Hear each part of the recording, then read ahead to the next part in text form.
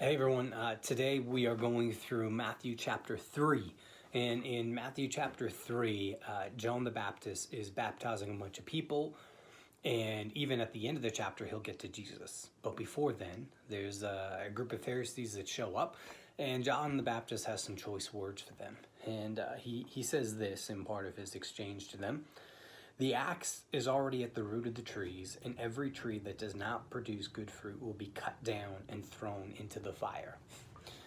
Well, imagery of gardens and fields, vineyards, sowing and harvesting, trees, is all throughout the New Testament. There's imagery, multiple different ways, various forms, metaphors, and it's basically this. That whatever is happening internally will reveal itself externally. A bad tree can't produce good fruit. God's gift, it's free.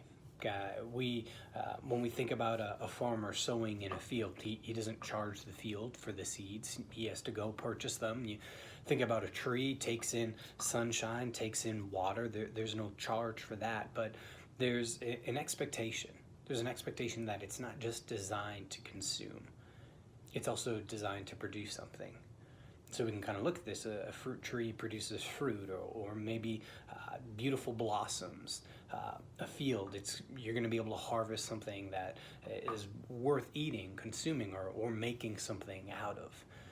The expectation is similar for Christians, that we're not expected to always just produce perfection, but rather after sowing, after there's been this consuming, after there's been this receiving, that we're expected to produce. And the Bible talks about what it is we produce. We produce fruit of righteousness, faithfulness, love, joy, peace, patience, so on and so forth. And the Pharisees, they thought that they could get away with pretending to follow God, outwardly showing displays of obedience without internally dealing with their hearts. And their outward show ultimately failed to produce any substantial fruit. The people that were following them just became looking more like the Pharisees and not any kinder. They didn't produce fruit that was expected from what God talks about in the Bible. And I think that for today, that's the challenge. As I was kind of reading it, I was thinking, what fruit am I producing? Like, am I only ever consuming? And what fruit do people see in my life? There should be fruit in my demeanor. Am I more patient? Am I more kind? Am I more loving? There should be fruit that can be in what I do for other people.